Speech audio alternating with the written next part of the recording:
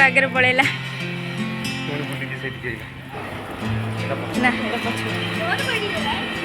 Hi friends, welcome to back my channel.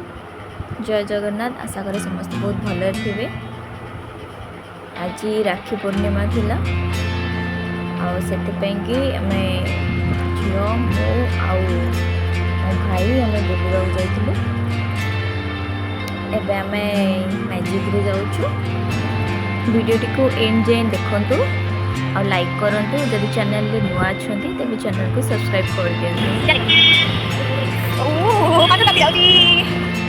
एते जोर से खरा जे सेठी पाद भी ताती जाउथले, चाली हे न थाए। मो झियो चाली पारलानी, कहला मामा मते काखे दे। ताको काखे कि नेकरी गली आ मंदिर रे पहुंचो पहुंचो सेठी मंदिर रे आरती भी स्टार्ट हो जाइतिला।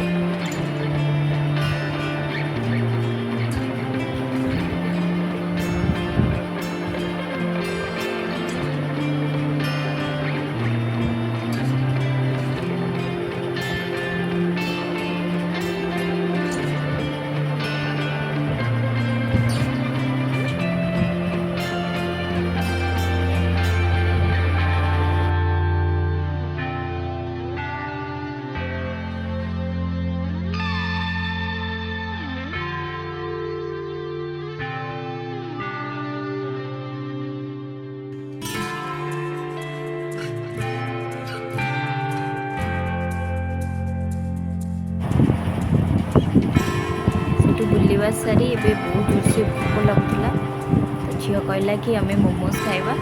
एबे आम वाओ मोमोज रे मोमो भी खाइबा बसगलु। झील बहुत खुशी थिला मोर।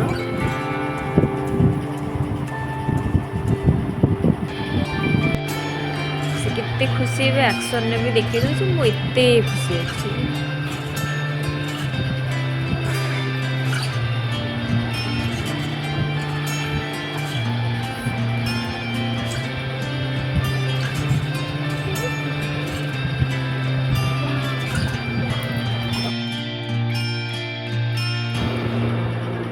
सेठू आम खाइबा पर आम धौली बाहर जाइलु जावाई। एबे धौली रे पहुँची गलु। मैडम आमर एमती चलते जमती एठिकार गाइड सी सब जानते आमको एबे नेकरी बुलेबे।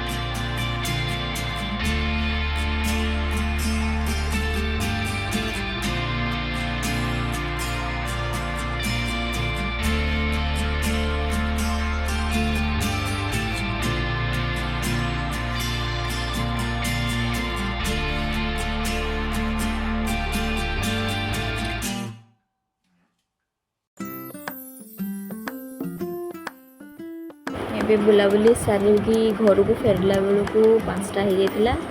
ତାପରେ ଆମର ରାକ୍ଷୀ ବାନ୍ଧିବା ଷ୍ଟାର୍ଟ ହେଇଗଲା।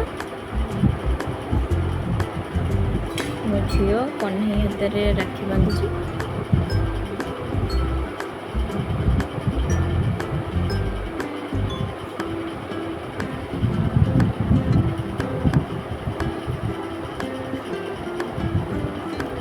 ଆପଣ ଭାବୁଥିବେ କି ମୁଁ ମୋ ଭାଇ ହାତରେ ରାକ୍ଷୀ ବାନ୍ଧିବା କାହିଁକି ଏଥିରେ ଦେଖେଇନି, କାହିଁକିନା ମୋ ଭାଇ ହାତରେ ମୁଁ ରାକ୍ଷୀ ବାନ୍ଧିବିନି ଏ ବର୍ଷ।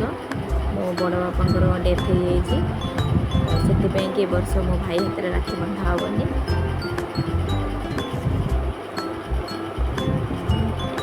ଭିଡ଼ିଓଟିକୁ ସମ୍ପୂର୍ଣ୍ଣ ଦେଖିଥିବାରୁ ଧନ୍ୟବାଦ।